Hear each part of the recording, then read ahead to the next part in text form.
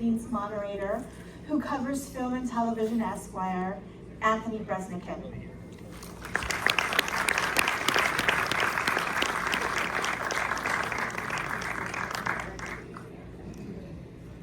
Thank you, everybody. How are you tonight? I'm guessing, if you're like me after watching this, it's okay to take a moment to collect yourselves, check under your seats for any ticks or walking eyeballs.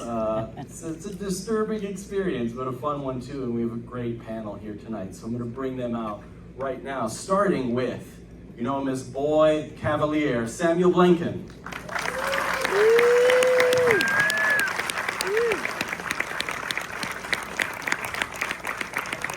He is the ominous Mr. Morrow, Babou Ceesay.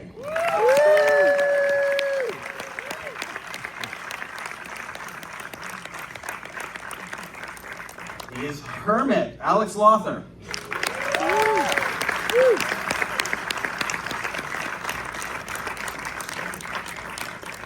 She is the leader of the Lost Boys, Wendy, Sydney Chandler.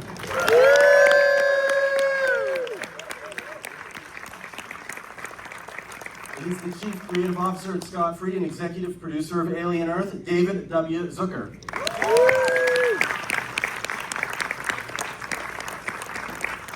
Finally, the series creator, executive producer, writer, director, and jack of all trades, Noah Hawley.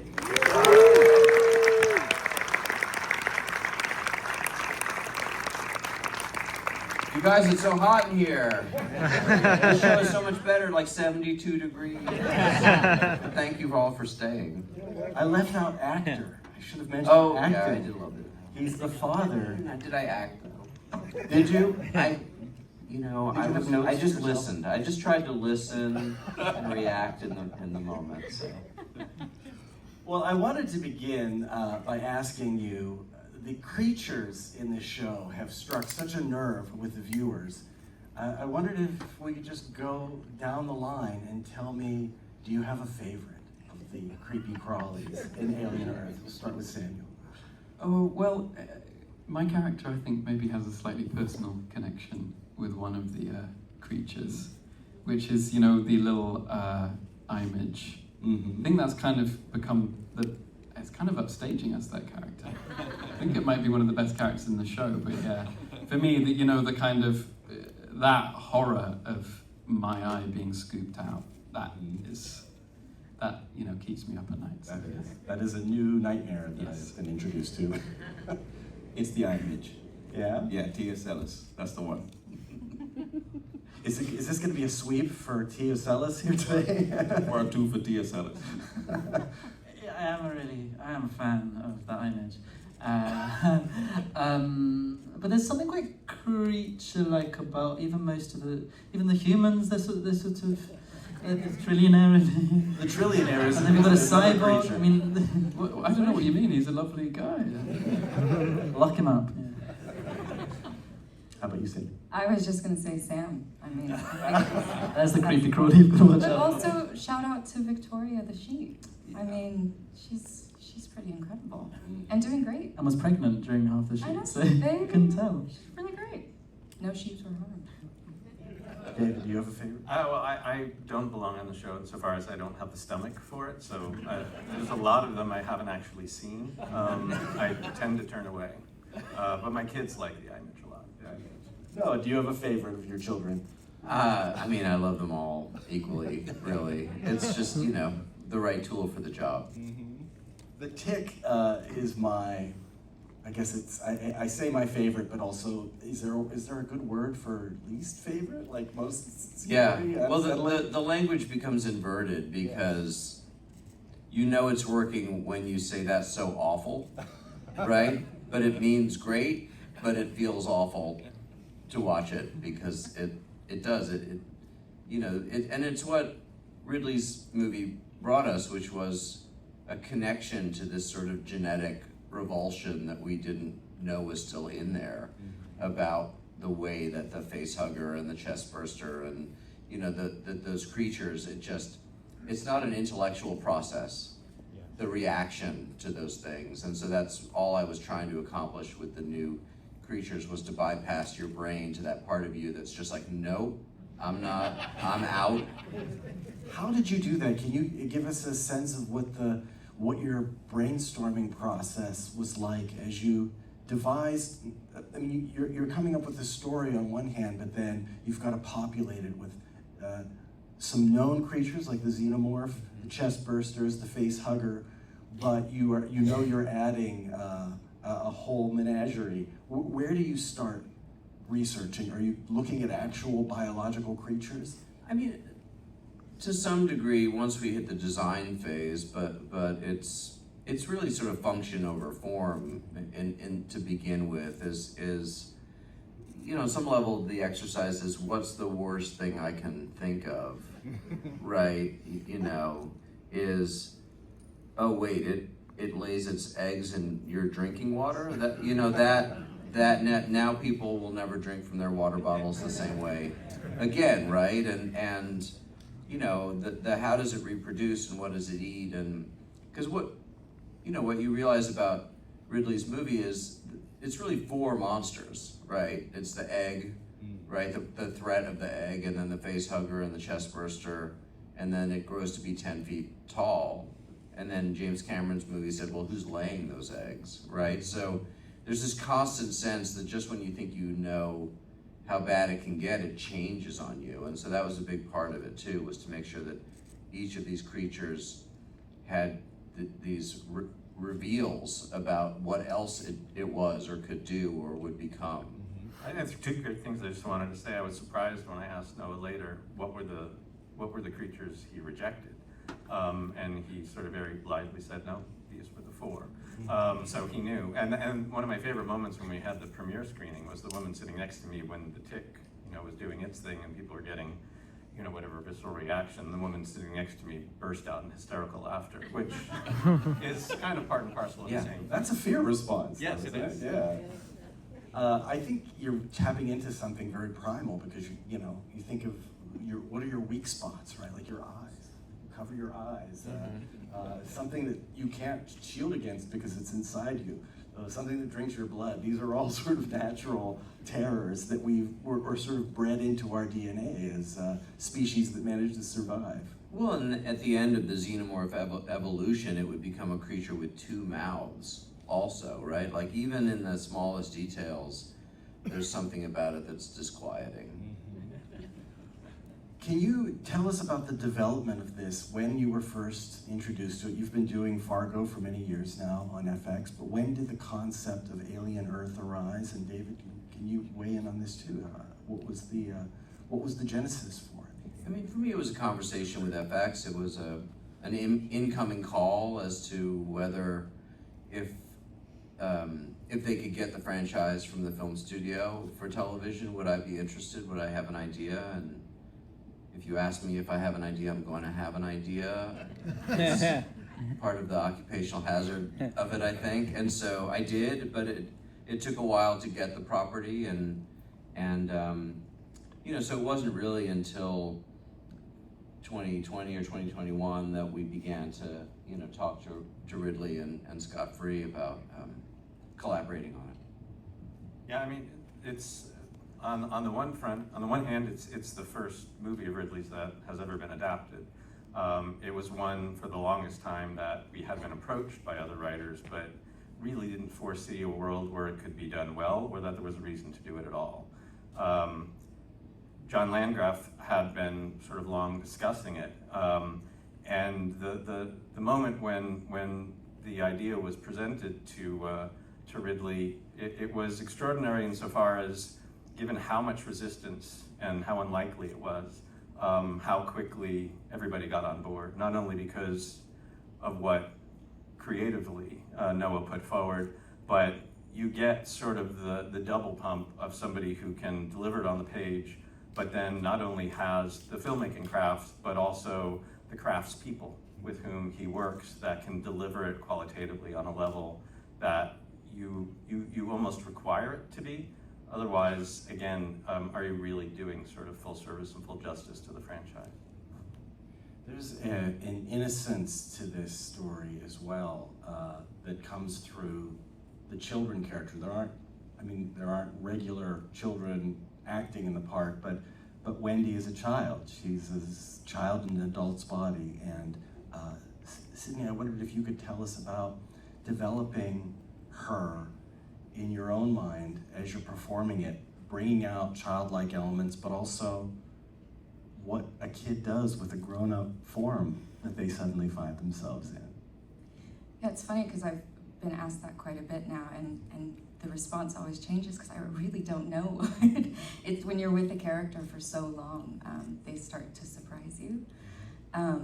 But I mean, initially it was Wendy on the page. I just gravitated to her so strongly. And then, you know, as far as finding her, a lot of that comes from the collaboration with Noah, with costumes, with sets, and then working with cast. When I was able to work with Alex, I was able to find, oh, okay, her brother is her North Star. You know, that is her drive. And to not think about playing a child. I hadn't realized that, but I hadn't thought of, you know, Wendy as a kid. She's a person.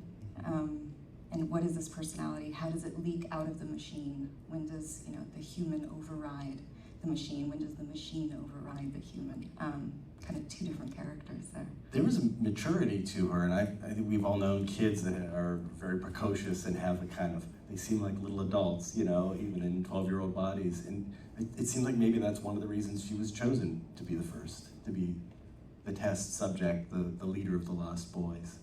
Yeah, I feel, you know, I think Noah, you wrote her, she has a mind like a trap, and she's very observant, which is a joy to play. Her internal landscape is very, very vast. And she's just a joy. She's so honest, so it keeps you honest as a performer. You said things surprised you. What type of things?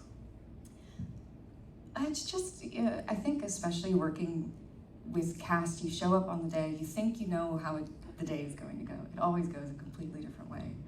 But especially my relationship with Alex playing Joe, there were so many different layers, and I don't know, when you're in the skin of a character for so long, they do start to surprise you. Different emotions come up. They start to take over and come alive. Yeah, it's crazy. It's a little spooky. Did you feel that same thing happen as you developed this brother and sister relationship?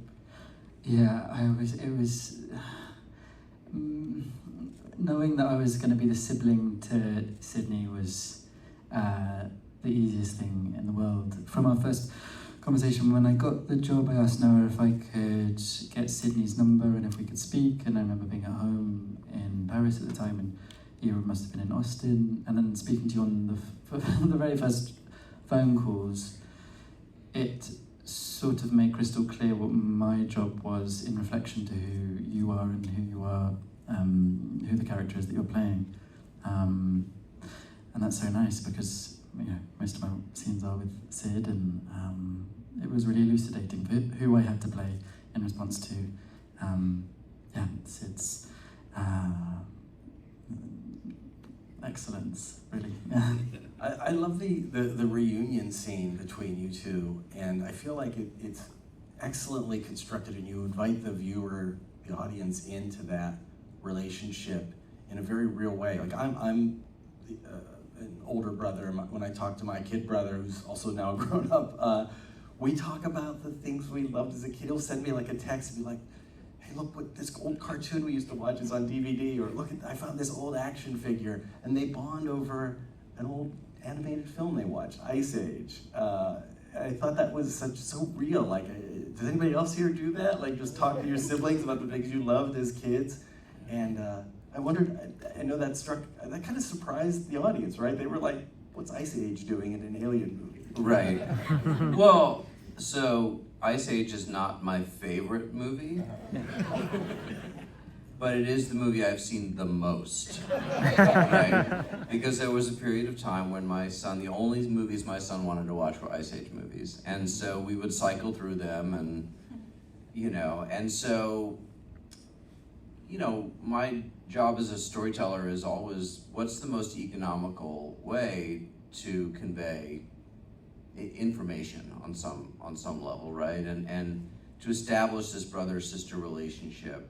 And if she's spying on her brother, well, what could he be doing that can really show you who they were? And the idea that he's caught up in this nostalgia, he's watching this movie, and then she's watching him watch it, and you're seeing them as kids, and you're realizing, like, this is the common language of families, right? It's like these movies and the experience, the stories that we read to each other, and Peter Pan of it all. And so, I think it was important to me because Wendy is now, for her now, humanity is a choice, and a big part of what the show is about is she gonna choose human or other, right? And so what's pulling her to stay human? Well, clearly her brother is pulling her to stay human.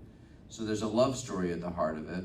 There's not a romantic love story, and I think that's part of what makes it feel special, because it's, Kurt Vonnegut used to say, you put a love story in something and it makes people stupid, because all they want to see is the love story, right? But if it's not a romantic love story, then it's a different thing.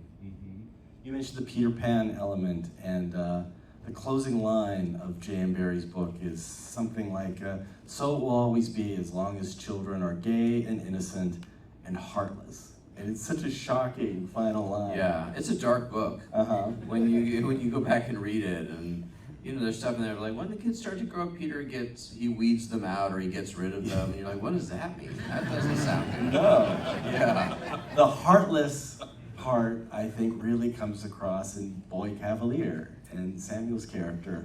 Can you tell us now? I don't know what you're talking about. You played him so warm and fuzzy. No, his name is literally Boy, and he's a grown-up, but there is a heartless quality to him and a boyishness to him. Even, I don't know if you guys have all seen all of the episodes that are out so far, but there's a scene, this isn't a big spoiler, but he has his bare feet on a table, and it was just the most appalling thing I can imagine doing at a business meeting. But that's what a kid would do. And I wondered if you could talk about playing him also as a sort of child. Yeah, I guess it's an interesting, obviously I'm playing the character, but it really struck me when I first read the script that also, Boy is playing a version of himself and taking what is actually a very dark book, Peter Pan, and completely misinterpreting that book and reinterpreting it as his hero's journey that he is going on. He believes he's Peter Pan. I think he might even believe he can actually fly. You know what I mean? Like, that's the level of... And his goal is to never grow up, right? He never gets to grow old. And I think that's really interesting that he feels like he can get away with breaking rules and breaking people and breaking boundaries because he's playing a version of his kind of uniqueness and childishness that means he doesn't have to grow up, which I think is, a key part of the story. In order to be responsible human beings with empathy, we have to stop becoming children. It's not that children are heartless, it's that they don't have the moral equipment that you need to be an adult. And this character, nobody's ever said no to him in his life, so why would he want to change that and become a responsible adult? He's, as far as he's concerned, he's in control of his journey. So. Little kids are just learning object permanence and who they are, so they are very self-absorbed, but they shed that as they get older, or they become monstrous adults. It's true. A character in this story who doesn't grow up, who sees what happens when you live beyond the other people in your life, is Mr. Morrow. And it's, I don't think it gives anything away. He's been in cryosleep for a while, and his life on Earth is one he sacrificed for this job. Can you talk to us about your interpretation of who he is?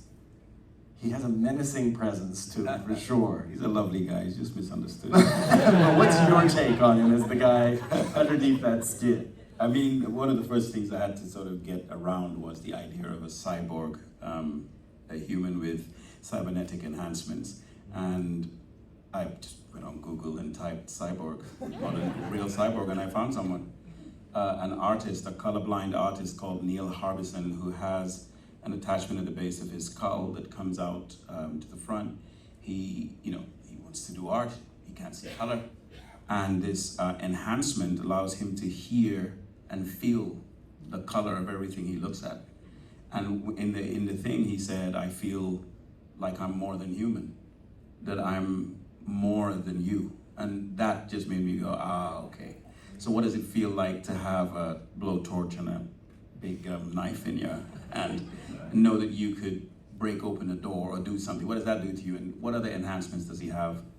And then I just try to, like Sydney, balance between the machine and the man. And, you know, Noah's given this man a very deep, interesting backstory. Is there a little bit of Captain Hook to it with that mechanical hand? Noah? That's what I hear. Yeah, I mean, look, the metaphor can only take you so far, but I do think that part of what was interesting to me is that when you blend this fairy tale with this futuristic story, is that it begins to trigger the audience's imagination in a way that I always find very additive. You know, I think there's a sense that when we make a film or a show and we show it to you, you watch it passively, but I always feel like I want to make things that trigger the audience's imagination, and I think that the confluence of those elements, it's like, yeah, you are wondering, you do begin to go, okay, well, if he's Peter Pan and she's Wendy, and then who's the crocodile, and who, you know what I mean? And Can I guess who the crocodile is? yeah, I think you can. But then I don't have to impose it on you. I just have to suggest it, and then you begin to, then you begin to live with the show outside of the experience of watching it as well. The original two Alien films, Ridley's and James Cameron's Aliens, they're both blue-collar stories. The first one is about long-haul truckers in space, and the other is about soldiers, and both crews are essentially expendable. By bringing the world of Alien to Earth, that allows you to have these creatures come face to face with the decision makers and the power. Is that part of why you wanted to bring it to our world? Yeah, I mean, I think, the first movie is such a 70s movie, and then the second movie is such an 80s movie, but they both share this idea of, individuals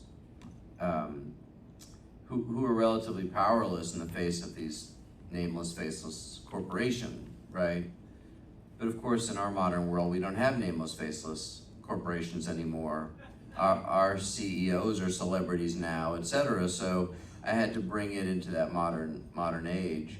And yeah, you do see management in the show in a way you didn't in the movies, but it was still very important to me that feeling that Hermit is a medic with a tactical unit. They're the grunts, and these kids are literally powerless in the world, and so we keep that alive, that sense of being controlled by forces that are beyond your ability to even interact with.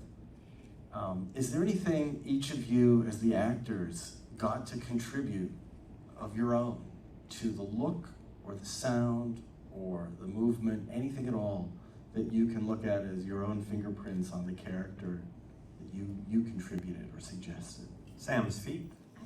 We're all thinking about Sam's No, I'm feet. trying not to draw attention to my feet. Then why are you wearing yellow toe shoes? That's not a very subtle thing to say. I remember vividly reading the script for the first time and having the idea of Peter Pan references, surely this guy doesn't wear shoes. And obviously Noah and Sutrat are amazing costume designers, and they were kind of ahead of me on that. But then it became like we were shooting scenes and we had shoes ready, and I turned up and I was like, no, I actually don't think he's ever going to wear shoes. And I did manage to get through the whole shoot without him wearing shoes. And so I was really pleased with that, because that felt like a kind of very affected, strange kind of power move and a gross out, and he sees himself as a disruptor, so anything that he can do to walk into a room and disrupt other people's chain of thought, that's a victory for It's a him. subtle way of saying the rules don't apply. Like, we've all seen the sign, right? No shoes, no shirt, no service. Like, he just like, I'm just not gonna ever wear these, and there's no formality to him. Yeah, it's true. And I remember vividly in the second episode, there's a scene where I hold up the iPad with my feet in the second episode, and that wasn't something that we we had scripted.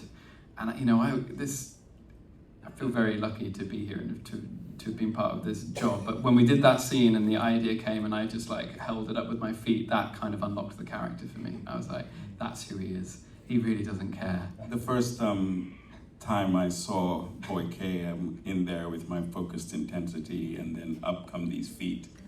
I barely could keep it together. I just couldn't believe I was doing this. It's like everywhere is his living room, right? Yeah. He takes possession of it by his casualness.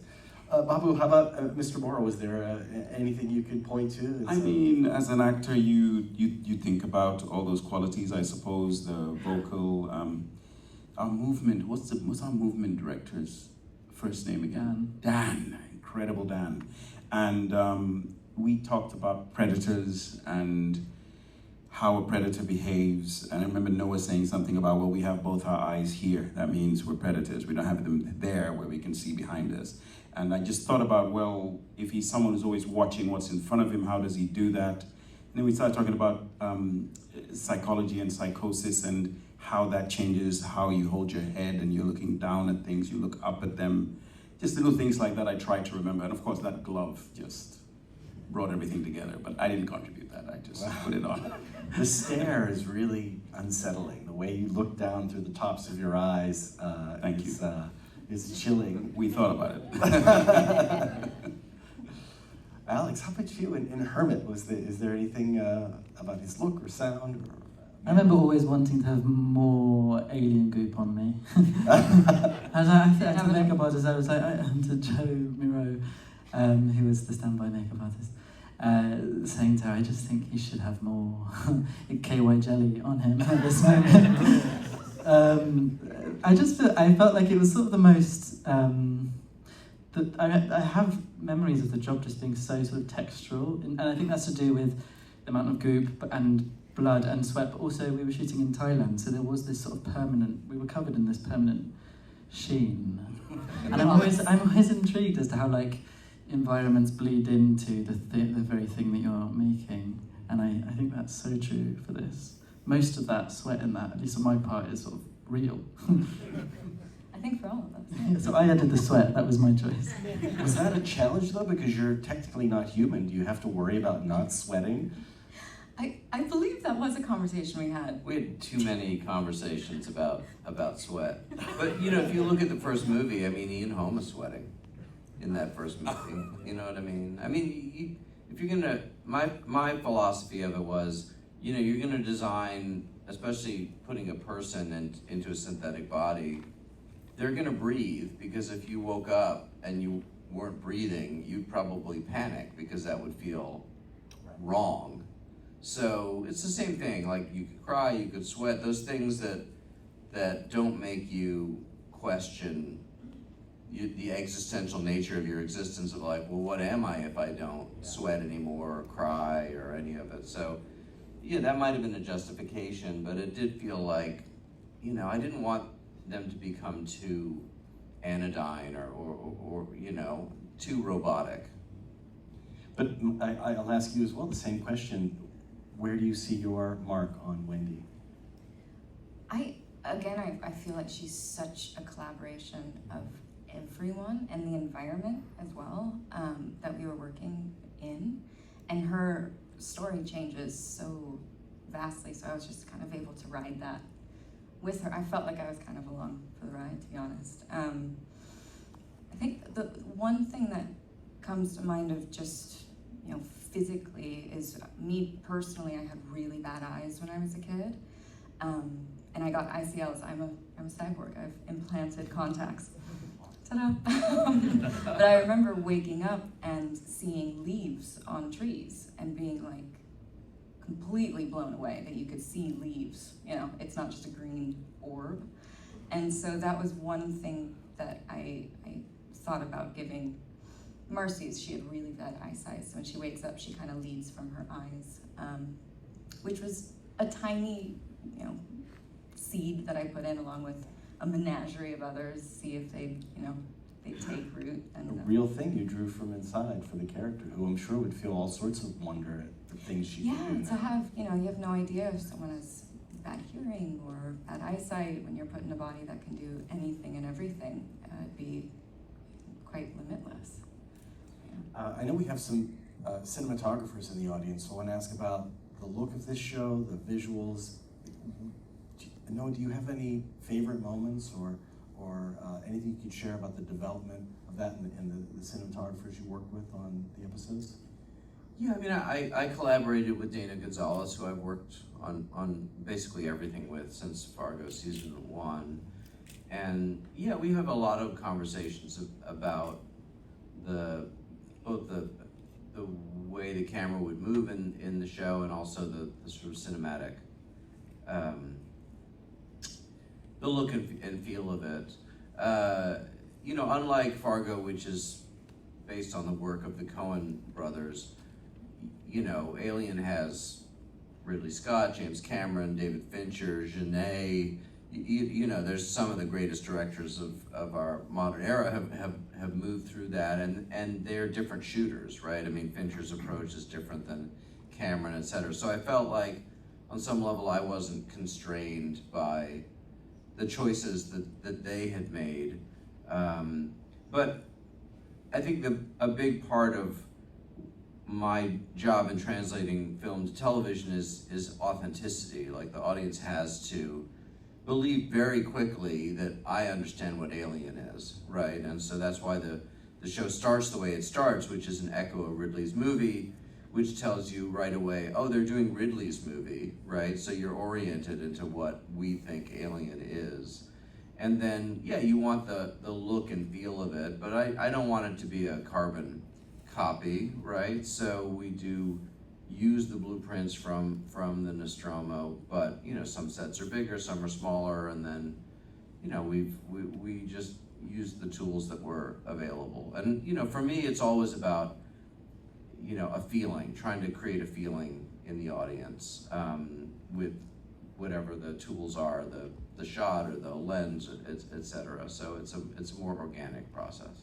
Just to add, I think it's one of the more breathtaking qualities of the series, and having watched the movies again after we finished shooting and actually posting the episodes, that you could feel both emotionally but also aesthetically how rooted Noah's vision is in sort of organically from what Ridley established, but how both in terms of the storytelling but also in terms of the whole stylistic conceit of the series, how very much it forges its own identity through the superimpositions, through some of the whole musical conceits that are constructed. You don't ever feel like you are sort of thrown outside of a world that you want to have some recognition factor, and yet you don't feel that you are trotting the same path in any regard. And I find upon repeat viewings, that's one of the things that I've been most awed by. And I think it's because of this long relationship Noah has with his composer, his DP, the work he did with the production designer, and in really finding the literal origins of these very tactile sets, which was how Ridley, and still how Ridley works. There's a visual effects element, but they're all moving in a very familiar and sort of tenable world. As the chief creative at Scott Free, can you share anything about your conversations with Ridley about the show? Did he have an active role? Was he more of a passive, sit back and let you guys play in his backyard? There's nothing passive about Ridley, but the truth is, and when Tony was alive as well, they both have such high regard and respect for the filmmaker's craft. The last thing they want to do is get in front of anybody else's vision. And so, Ridley is all about, I mean, you look at the breadth of work that he's done, and he has his stories that he wants to tell.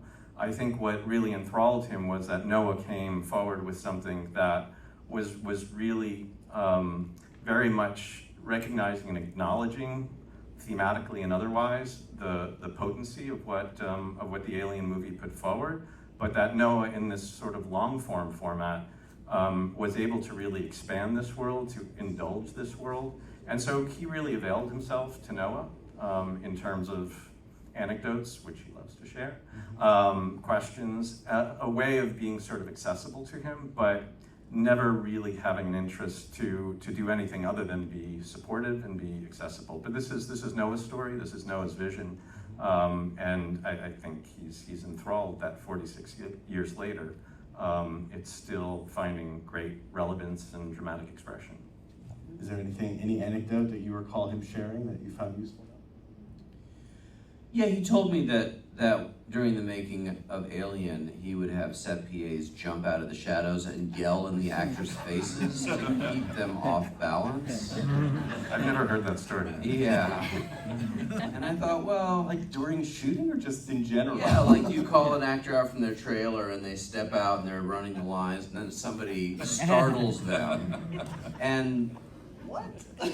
yeah. There is the story with the chest burster. They didn't know that was happening. That's Yeah, fairly I think there was a sense, and you know, on some level, it's a young director's idea of what to do with actors to keep them in a state of mind that you want them in, which is, you know, as you get more experience, you're like, well, that's just what acting is. Like, I don't need to scare the crap out of you. I just need to say action. You didn't pop out of the closet or something? But I always thought that was really a funny thing. Well, another contributor, vital key member of the Alien family, Sigourney Weaver, gave an interview recently and called the show fascinating. It's much more about our world, what's going to be happening to it, what's going to be important, the role of greed. It exploded some of the themes that have always been part of the Alien series, and it was beautifully cast and beautifully done. I think she liked it. I think she did. You know, I got an email from her 2 days before we premiered, out of the blue, in which she was very nice and she said, "I'm glad it's you. I'm so excited to see it," etc. And I thought, okay, now we can launch, right? Because you know that ultimately, if you have Ridley and you have Sigourney, you know. But she hadn't seen any of it yet, so you know, there's always part of you that's like, well, I mean, you haven't seen it yet, so maybe. But it's been really humbling to have her out there saying such nice things about the show. Always nice to get a high five from Ripley herself. I mean, look, what I said to her is, I do this for a living, and I know that the masterpieces are shot Monday to Friday, just like everything else, but my God, for me, you'll always be 30 feet tall on a screen saying, "Get away from her, you bitch," right? Like, it's, these performances, these iconic, I mean, on some level, that Ripley character is one of the top 5 movie characters of all time. So, This generous actor would have said, "Keep away from her, you bitch," to you about this whole series. I know. But it's, look, this is the thing, is that we love these stories, right? These are our stories. Star Wars, Star Trek, Matrix, you know, all these things that come along and that, you know, I think that in this town there's a sort of cynical idea that, you know, they're written by cash registers or something, but the reality is, you know, these are stories that we like Ice Age, we watch over and over again, right? And if you can come to it and bring people a new way in, a new look on a thing that they love, I mean, that feels like a gift to me, you know, that you can revitalize something that people love, and then you're both watching something familiar and something new at the same time, and I find that a very thrilling feeling. Well, congratulations to all of you. Thank you so much for being here with us tonight. You've been a wonderful audience. Go outside and cool off.